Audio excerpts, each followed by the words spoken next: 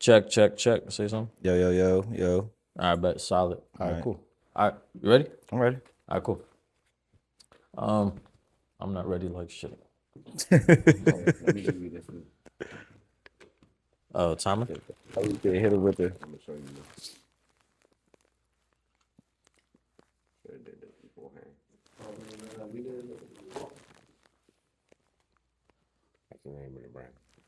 Oh yeah. I'm asking all this shit.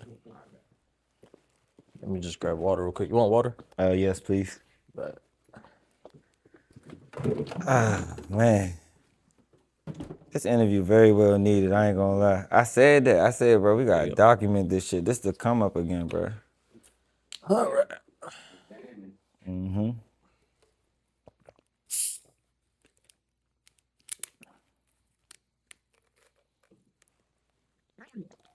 Oh yeah.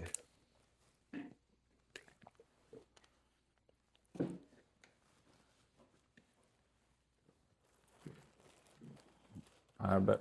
All right, we good? Yep. All right, cool. All right, what's up, man? What's your name and where you from? Yeah, I go by Tatted and Rich. My rap name, stage name's Tatted and Rich. See me doing the music or the millions, you can call me Rich. I'm the founder, CEO, brains of Millions by Monday. And yeah. Cool. What's the background behind your name and your brand name? You know, actually, it's funny. Both of them, well, Tatted and Rich is actually my Twitter name. So I started off my Twitter name and becoming a rapper. My name D, so I went through all the D Nice, D Money, you know what I'm saying, all that stuff, and it wasn't unique enough for me. So I was like, Money and Tattoos, Tatted and Rich, and do flow from there. Then the Millions by Monday actually originated from I guess the first clothing line name we had was Hippies Love Pancakes. So we moved from that. I was trying to rebrand and have something that was like more catchy, more like the marathon. You know what I mean? Yeah. Like something that was gonna mean something when you put it on, not just like, oh, this polo. Like, what does polo mean? You know what I mean? Like, we don't play polo. We never play polo, Right. but we wear polo shirts. Right. But getting into the fashion thing, you know, I felt like Millions by Monday, by the time we got there, it kind of represented the message well. And how long you been how long you had your brand since you changed the name Millions by Monday? Millions by Monday may be about 6 or 7 years old. Okay. You know, like the brand itself is older than that. It started off. I probably started this stuff like late 2019 when COVID hit. They started getting funny with work and stuff, and I didn't want to be one. I never got like a PPP or none of that stuff. So I'm like, you know, I didn't want to be one of them guys that had to go put their hands out to the government. So I think I had a plan like 2019 with the pancakes. I was supposed to fly to LA. That was my plan. I was gonna fly to Crenshaw and Slauson and try to do what Nipsey did to get on. You know, he like how he sold his albums for $100 a copy, and Jago buy all these copies. I'm like, I'm gonna do the same thing. Like I know how you got on, so I'm gonna approach you. You know what I'm saying, on the grind. Unfortunately, we lost Nipsey that year, and it kind of just made me reroute, but I didn't give up. You know what I mean? So the transition from the pancakes occurred because I seen it wasn't really taken well. It resonated with me, and I think it was just a placeholder for Millions by Monday. Like I had to give this a name. It's like you can't just leave the hospital with a baby ain't got no name. We gonna call this baby something. You know what I'm saying? Like, Right. and as I got to know it and fall in love with it, I can care about it more. And you know, of course, like I said, it had to have a name like symbolism, like the marathon. So just like, you know, we got to get it something big. So when you were younger, were you always into music and fashion? Yeah, the whole time. Okay. I grew up. I'm born in 1991, so when I was growing up, hip hop in my house, like the videos and stuff, it was taboo. Like my parents didn't really like it. It was, Yeah. you remember hip hop was being boycotted for real. Like Tupac was being boycotted by the community, by our very community. And my parents ain't really like it. So I'm growing up, I'm watching all this stuff on TV. You watch Jay-Z come through with Rockaway. Then you got Aku. What's that? That was T.I. during at first. He was doing the Aku stuff, right? Then you got, you know, all the street brands. I was State Property. And I'm seeing all this stuff, Fat Farm, watching all this stuff occur, FUBU. Yeah. And as I'm watching this stuff happen, I don't really know what's happening in front of me because when it's happening, it's new. So it's like you don't know what you're seeing, but you're inspired. You know what I mean? And I think once I got to that point where, you know, fashion, I seen hip hop is flashy, it's fashionable. And I was like, you know, I grew up on Lil Wayne, obviously. You see, like, I grew up on Lil Wayne. Obviously, I'm from that generation that was influenced by him. So watching Jay do all the big business with the branding and stuff, that's what pushed me into what I do. Like, that's pretty much like the whole driving factor behind all this stuff. Is like you watched everybody that you look up to do it this way right here. You got to go follow these steps, and there's no shortcuts. So that's how we ended up here. No, facts. And you grew up in the DMV, right? Yeah, I'm from here. Okay, cool. One question I always like to ask is, how did like the early fashion of like the DMV, what we got in this community growing up? Like you mentioned polo earlier, and like little things like kind of developing our own style and sense. How was that for you, like growing up? I'm from Southeast, so I grew up like in DDTP. You know what I'm saying? They was doing like using paint on the shirts. They wasn't even they was not even here. They was putting paint on them shirts, and people was spending buku dollars on them joints. Like and it was that you seen it everywhere in the city. Like scraper shop, what I say, shooters. You know, and I'm not even gonna lie to you. I'm from DC. I'll say this on the camera. I've never owned Sabiato in my life. And to this day, I don't even want it. Come get you some millions. Like, I don't want Sabiato. I never understood the hype. In my mind, it was always like regular. It was plain. I like the stuff I was seeing in like All Days and stuff like that. Like, you know, somebody that sat in the house under some light and he didn't really drew out Bugs Bunny with this paint. You like, yo, that's tight. Bugs Bunny iced out grill. That's elevated into this though. You know what I'm saying? So like when you watch that transition, it was like, yeah, like I ain't really like the polo stuff. It was like, I mean, I'll be 100 with you. We used to steal that from the Macy's and stuff. You know what I'm saying? It's nice, bro, but you know, they don't steal millions. I'm just saying, like, your stuff costs too much. It's not really that That's fly. like an indicator of success. Like when they bootleg like When they 50 stop cents, bootlegging your stuff, yeah. yeah, that's what Virgil said. Actually, Virgil said the same thing. He was like, you know, you made it when they stop bootlegging your stuff. I mean, the USPA was cool. I would never steal that though. I would never go steal that right now, you know? They Like, did have the polo bootleg too. That's crazy. yeah, they definitely had the polo bootleg. Heavy, like 12 guys on horses back there. They like really mid-game with the picture. Like, yeah. They didn't even they just crop Jordan out. They had the whole team with them. Yeah, nah, I mean, I'm gonna say this. Before we was like this. From me when I grew up and like with the fashion stuff, I was always kind of like on the trends and stuff like that. Like the trends was cool, but like some of these trends you even had to learn. Like you had to learn how to keep up with them. We ain't all our parents ain't all getting the same amount of money, working the same jobs, or we don't even have the same circumstances. But like for example, like the Wavies. You remember them shoes, the Wavies? Yeah. Like I never owned a pair. I'm just gonna put that out there. I never owned a pair of those. I actually have real foams.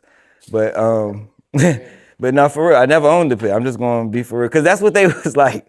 But cause you know, that was a thing in the city for a while, right? So everybody when those came through, the way those came through, I wasn't on that. I was honestly at that time rocking like Vans and Chuck Taylors. Like I ain't really care about I wasn't on sneakers cause like growing up, I wasn't like the sneakers I grew up on, I was walking for real ice creams. You know what I'm saying? Get off school. I was working every 2 weeks, give me a check from McDonald's. I need a brand new pair. And them bitches were dropping on time too. They drop like every color every 2 weeks. So if you were to build, so it's a question to ask everybody. If you were to build like a DMV character, like the flyest character you can think of, like head to toe from like 10, 15 years ago, what would they be wearing? Millions by Monday. What else they gonna wear? I don't know. I make nothing else. I be making Speaking this. of, you got some merch on you too, For right? sure, for sure. This is one of the crop tees that we got from the line. Look up money, say cheese. You know what I'm saying? Actually, this the merch too. Nice. Pretty girls love millions. You know what I'm saying? And the shirt got the grill, like you was mentioning. That's kind of like a throwback to what you was talking about. How they used to paint it back in the day. Yeah, man. The thing about this design though, when I was going to create and when I was doing everything, Like I came in here with them probably like 2 months ago, and before that, I had been sitting on this design for maybe like 4 months before that. When I seen it, I knew, but I wasn't ready to push behind it. Mm-hmm. But watching it do what it do, like I watch people smile at this shirt. Like when I show it to them for the first time and they smile, I think that's Mm-hmm. the money cool, but being Mm-hmm. entrepreneurs, like just to give game to anybody that's gonna start this journey and try this stuff out, you're gonna lose a lot, but the losses are your wins. You know what I mean? Like those your wins. That's what you go for. You go in looking to lose because once you condition yourself to lose and accept losses, you're groomed for wins. Like when the wins come, you groom for them. Like they Mm-hmm. yours, and don't shy away from them because like even me, um, I gave this a 6 year hiatus. Like I don't know, I can't really like say what happened, but I think that somebody probably gonna need to hit this. They might be feeling like I'm on the break. Maybe I gave up. It's like sometimes you gotta give yourself that break, step back, and something like because it's from a rapper's perspective. Then the clothing, then I step back and was like, you're all around artist and creating. When you're creative, you always creating. It's not a break. Like you're in a car, you see something on the side of the road. Oh yeah, that's the idea. You see somebody wearing something, that's the idea. You hear somebody say something, that's the idea. And it's like I took I started off with we get a game away right now on the camera. I started off with a heat press, a cricket cutter, and some $2 t-shirts. And we went from there with the biggest thing that I learned in the beginning was to establish a brand. You know what I Mm-hmm. mean? And have brand identity, like who do you want to be? And with the music and stuff, as a rapper, the aesthetic might look street and stuff like that, but that's not my rap style. It gets there, but it's like I had to think about what my all around brand should be and how I wanted to represent myself. And then how I wanted, like when people put the merch on, they represent me as well because this is my brainchild. So I made sure that I stayed in a realm of like a safe realm of just like where everybody can, like, like if you ain't really wasn't getting no girls growing up, but you can get you some money. You know what I'm saying? Mm-hmm. Neon could put this on, you feel what I'm saying? Like stuff like that. And it's like anybody from any, I guess like I'm trying to bridge a gap between like the young and the old. Like my parents they don't really like the music, but they like my clothes. You know what I mean? Mm-hmm. And in the clothes, like I made sure that I stayed modest. Like we're not gonna do a lot of the nudity and the guns and stuff. Like we promoting what we want, what's inside our brains, and that's not in my brains. Pills and scales and bricks on a shirt, not in my brain. Cause where's that gonna get you? Right. Like all of this stuff is everything that you do. Like this fashion is a manifestation of how you feel within. Like when Mm-hmm. I got dressed today, put the fit on, like I feel confident. So I'm confident sitting here talking to you. And I think that's important and that resonates, in what we do, like in with the creating and stuff like that. So what would be your advice to like someone younger starting out a brand for the first time? You kind of mentioned, you gave some game away as far as your process and stuff like that, and like as you're transforming, evolving in your journey. So, say like a younger person who's making a few $100 just trying to flip it or develop their brand. What would you advise them? Don't quit and reinvest all the money. Like when you ready to go and splurge, when you had that urge to splurge your money, come back to the shop and grab you some merch. You know what I mean? And like real deal, keep you some merch on hand. You know what I'm saying? Always be ready because you never know where you're going to be when somebody wants something from you. Always advertise yourself. So the number one thing is believe in your brand. Like you gotta believe in it. Like if you're not wearing it, you can't expect the next person to stand behind what you're doing. Like Mm-hmm. make sure that you believe in it first, and then when your team believe in it, and that's better. You know what I mean? That matters. It's better. It's always better. And don't quit. Like sometimes it's not your turn. You know what I mean? But it can be your turn, but you never gonna know if you quit though. You know what I mean? Like it's like a game of like I guess spin the bottle. You know what I mean? If you're not there and the bottle spinning, you don't get a chance to be Mm-hmm. included if you're not there. So Mm-hmm. um and the advice for the youngest, most importantly, like I said, is stack that bread up and just like go get everything legit. Go get your LLC. If you got these good ideas, you drawing up this stuff, get trademarks. Just make sure you really like stand behind your business and don't quit. Mm. And what's your creative process as it's like evolved throughout the years? So like when you first started, how did you think of ideas and like execute it? And then like now, fast forward all these years, like what's the process like now? Just told Riz this story the other day. So when I first started, I guess you asked about, growing up in Mm-hmm. hip hop and stuff. I first started this brand. The clothing and designing started with me not being able to get True Religion jeans. Mm. I ain't gonna lie, it's like it was me. It was like a rebel phase too. Like, asked my mom, like, Mom, can I get some True? She wouldn't even buy me no fake ones. You know what I mean? Like, I couldn't even get the fake ones. She was not trying to buy me these jeans, and I wanted them. Like, everybody had the True jeans. Damn. My neighbor across the street, bro. Shout out Barney, bro. You see this? Shout out to you, man. Yo, young bro was fly, bro. He had I had the ice creams, the Reeboks. He had the Billionaire Boys Club ice creams. You know what I'm saying? It was a difference. It was a difference. Like, they had the beepers on them. I still remember the designs. That's how this etched in my brain. And Pharrell was one of my, even to this day, he's still one of them guys I look up to with the fashion and stuff like that. So um, I got mad one day, called my cousin Durham, like, yo, we in the house. I'm like, bro, I'm about to go steal me some jeans. I'm about, I'm about to go steal some jeans from this Burlington coat factory up here. And we going in this Joanne fabric. I'm gonna get me some patches. We already got an iron in the house. You feel what I'm saying? I organized these on the back of the damn pockets, bro. Like, I placed them like how visually, like artistically, how I thought that I would be comfortable wearing these pants. Ironed them on there. We left out. I woke up that morning. It was 7 o'clock in the morning, so we called the clothing line 7 o'clock jeans. That was the name of our stuff.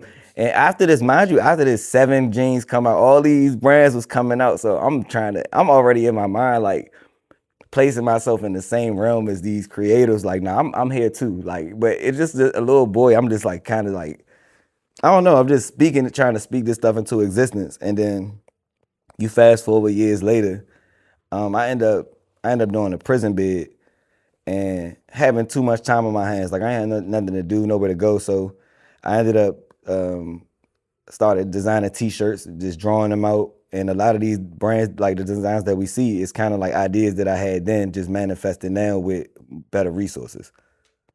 So, and then now the creative process is pretty much it's staying on brand. It's like going with you got to keep the flow of things, be consistent. When the fans or the fans or I don't like to call them customers. When the supporters, the family, when they happy with the brand and the product, it helps you create better. Like, what they kind of gonna tell you what to do. Like, your core group that's gonna spend that bread every time. They're gonna tell you what they want or what they expect from you and what they, you know what I mean. So my creative process now kind of got to. I don't listen to anybody when I do this. Like, it's like, this is your brand. When you build it, and especially if you on the team and it's in the beginning process where you trying to establish yourself, kind of take some of the advice that you're getting from people, but remember that this is your brand and your design. So like, you kind of got to want to sell yourself too. So that's like, I've gotten just to that point. It's like, I don't know, it's easier now. Like, we've been doing it for years now. So the process is just kind of like sitting on it. You may purchase a layout or something. You purchase something, take a picture of it. Sometimes I take it home. I might have an idea like 11 o'clock at night and send a message over like, this is what I'm gonna do and this is how I'm gonna do it, and just write everything down for real. What about the next, let's say 5 to 10 years? Like, how do you envision your brand? What's it doing? What the people it's reaching?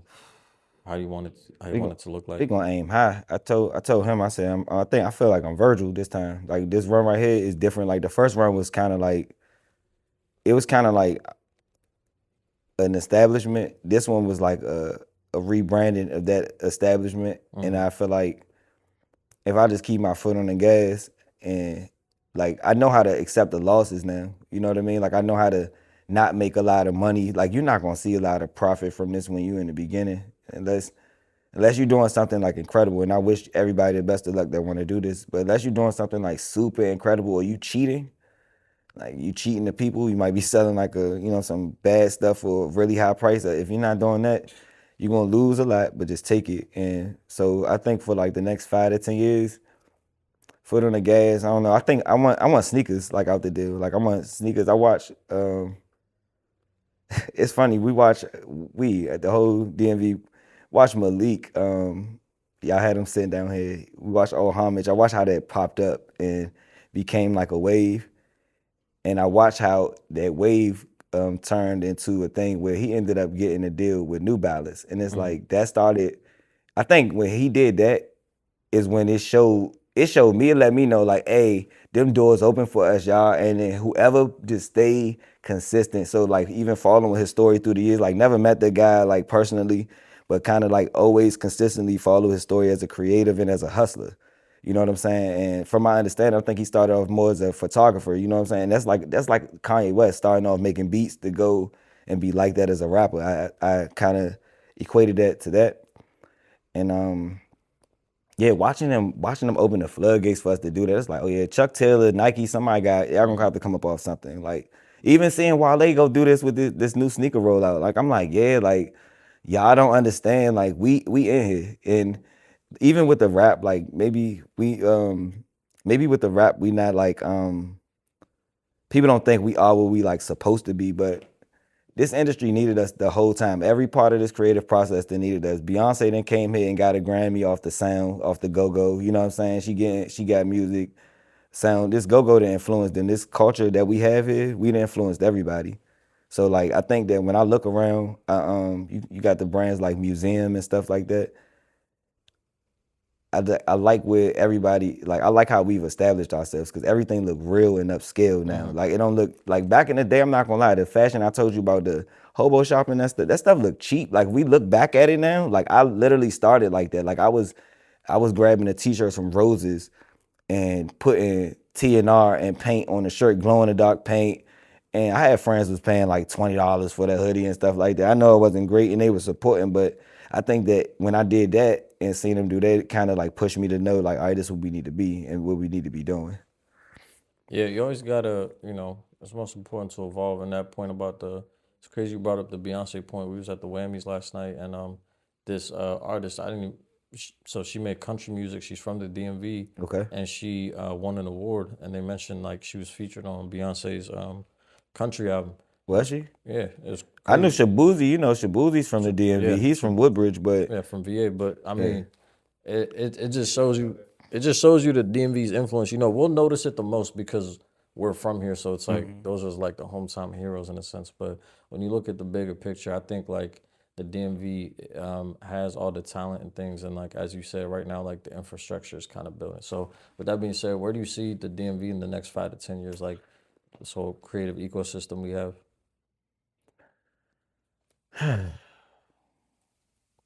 I I'm not gonna lie.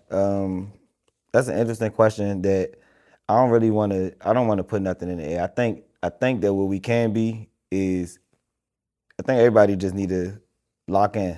Like everybody lock in. Everybody lock in because when if you let outsiders tell it or you let people from here tell it, we like got this crab in a barrel mentality to where it's like as soon as something going great, like you see this dude, he's excelling in rap. And I'm talking about he looked like that. Everybody like his music. And the first thing somebody wanna say is, I went to high school with him. He was a sucker. We stuffed him in the locker. In my head, I'm like, well, it don't seem like you could stuff him in the locker now. You know what I mean? He's like pretty big dude. Like, and not even that though. It's like, was you stuffing him in the locker every day? Like, did it only happen once? Was this a prank? Cause sometimes people do this, and I'm like, oh, you got the guy. It's like, I was talking to this lady that like she works with brands and creatives, and I told her she was asking about my creative vision, and I said, I don't want to be local. Mm-hmm. So I didn't even push local. Like Riz to tell you, last 2 weekends I'm out of town with the clothes. Like I mean, I'll sell y'all some t-shirts at home if y'all catch me. That's a pop up. But I'm really gonna go take this out of town. I look at it like everything that we did before. You look at it like the music. You gotta take it out of town and get rid of it. Even down to the like the I don't even know if we can talk about this, but the drug game and stuff like that. I relate every hustle that I've ever seen, learned, or encountered to what we doing here. It's like it matters. Like Mm-hmm. them same hustlers, Jay-Z, and he's doing stuff in the boardroom. You know what I'm saying? With that same mindset. So I look at it like we get to work, we get it, load it up, take it out of town, get rid of it, bring the money back, re-up and flip the money. It's the same thing with every time. Like you might can buy you a sandwich or two with the money that you made over the weekend, get you something to eat, you know what I mean? Reward yourself, go to Denny's. What I did, go to Denny's, get you something nice. Actually it was a shout out Waffle House, you know what I'm saying? Shout out Waffle House because we about to do something with Waffle House, low key. I'm about to finesse some art with Waffle House. I'm gonna show y'all that. Nice. But Nah, yeah, huh? I know. I was gonna say. I mean, that's important, right? Like that distribution. Like you need a distribution, like to really expand and like realistically, like really make something from whatever it is you're doing, whatever art form you're doing. It's like you need people everywhere supporting you. You know. You know one of my favorite movies growing up was I Got the Hookup. So now you see why I hustle like this. Like I grew up watching stuff like this. Like literally my next move after the millions, I'm not even gonna lie, I want an ice cream truck. Like just so I can ride around the city playing my music. You know what I'm saying? Like selling ice cream like this. I wanted everything. I think that everything that I set out to do, I think that I should just do it. Like I watched, my biggest inspiration, OG, is Snoop Dogg. He does the most side missions humanly possible. Like I seen him doing an ad for a Korean phone company. He does not speak Korean. I'm like, yeah, so the brand Snoop Dogg is so strong. He can go sell phones to people who don't understand him. Yeah. Kanye West said it about Lady Gaga. They're making her the creative director over there, like Polaroid or something, or Kodak or something. It's like, well, what does Gaga know about photos? And I'm like, yeah, but he said she has the ability to translate a product to a certain people.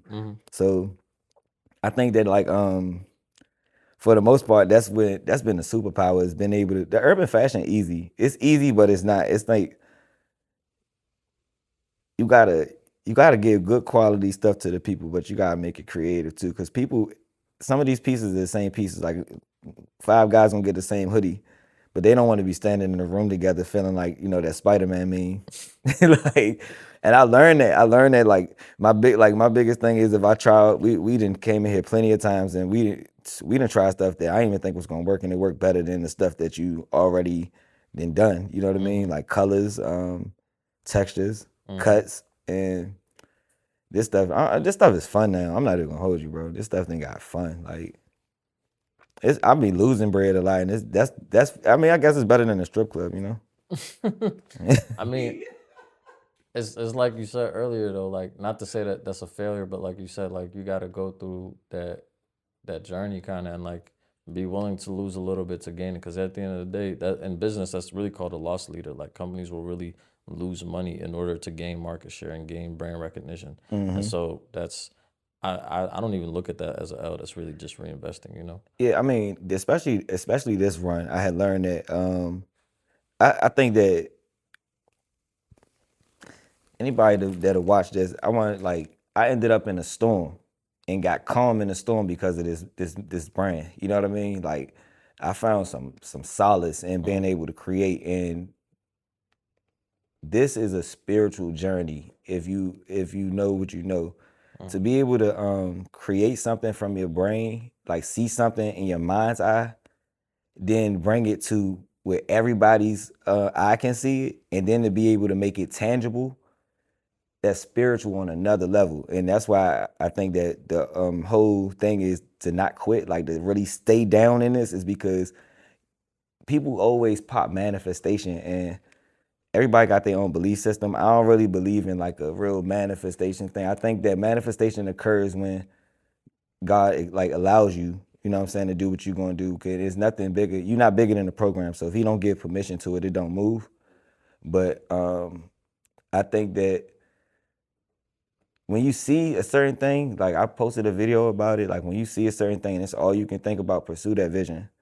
Cause if and then pursue it like a maniac too. Like you gotta like obsess over it, like overly obsess over it. Like sometimes they not even thinking about it, and I'm in my phone thinking about it like the whole time. We was at 2 events in the club. I'm up here talking. I'm probably in message Riz, maybe to message my graphic designer like, hey, I need you to do this, this, and this. I need this. I'm organizing the rollout, and you can't like take a break because when you do, it's like when it's yours, you can't take a break because everybody else around you see the vision and stuff like that. But like the vision is yours to own. Just like every day I go to work and I sit there, man, I just wanted to quit yesterday when I was at work. Y'all. I was just like really standing there, and I'm making a couple dollars an hour. It's decent. Like I like work, and it's not that I'm lazy. I just don't. I'm sitting there like, man, I'm in the middle of some dude sat around one day and said, I'm sick of this, Grandpa. And instead of him taking that on the chin, he was like, you know what? I'm about to start my own company and I'm about to have people working for me. And guess what? I was really living inside his dream bubble yesterday. That's how I seen myself. I was like, I gotta get out of here. Like I said, I gotta get. I mean, if everybody else fine with staying here, that's fine. Like if you and I like the movie Inception. Like if you fine with living in somebody else's dreams and stuff like that, be my guest. But like it's bigger than that for me. I got family members that I want stuff for. I got family members that I done lost that I know that right now will have this stuff on and wear this stuff every day. You know what I'm saying? They're gonna wear this, push this big like Louis Vuitton. And with me knowing that, it's like I don't think that anybody one t-shirt is $60 for me, okay? I can sell you one t-shirt right now. That takes 30 seconds for that transaction because the product is good, stuff like that, right? Why would I go to work and settle for $20 an hour? Like why? It's the way out is to take your paycheck, you come to DMV wholesales, grab you some stuff, build your brand up, and flip this product. When you get caught in the car, when the police pull it over and they pull that car over and they pop that trunk, and you got you a brick in the trunk, you let them know you got their size. You know what I'm saying? They gonna give you that ticket and you got their size. Straight up, I got your size. Anybody asks you, always keep it on you. This is my first time wearing the Pretty Girls Love Millions, but anytime you going through this, always keep it on you. Like always keep it on you. You never know who gonna want it, who you gonna run into. We from DMV. Everybody that get famous, that get money, they gonna come here. They gonna come party. They're gonna come through here. The presidents, daggone monks then walk here. Ambassadors from everywhere, they all gonna come here. Them little Chinese kids that we see, the Asian kids we see downtown and stuff, that's spending their folks' money. Sell them some merch. And guess what? When I know they got a bag, that might be $400 for them. You know what I mean? Like that's the kill. Like you get to set the price on this stuff when it's yours, and the better you create it, the higher you go. And you let people know that, like me, I'm not selling a cheap product, and I'm not selling you a $40 product. I didn't charge you just because I came in here, I designed my stuff, I got it digitized, I did this, I did that. I went through the whole process of getting everything, and I'm paying you for all the times that I messed up before I got to this point. I'm paying you for all them t-shirts that I told y'all about from Roses that I spent my money on that didn't go nowhere. We're back. Here you go. We shaking back for it. We spend a block for it. Right. But you're not gonna be able to do that if you give up. 100%. All right. So one more time for the folks. Where can they find you? What's your name, your brand, everything? Shout out everything, and also tell them what's to come in the summer. You can find me. You said what's the what of the summer? What's to come in the summer? Oh, all right. What's coming this summer? All right. So yeah, you can find me at Tatted and Rich, TATTEDND Rich. But don't follow that. You can really find me at Millions by Monday. Pretty Girls Love Millions. We doing a rollout for that coming this April. It should roll out top of the spring, end of the summer. We got Pretty Girls Love Millions. We doing of course, we got summertime merch coming. We doing that, and just be on the lookout for more content, more stuff like this, music shows, studio sessions, behind the scenes stuff, a lot of the creating process of this stuff. If you really want to figure out how to do this, you tap in with me, and I'll walk you in from Amazon to DMV wholesale department. That's it.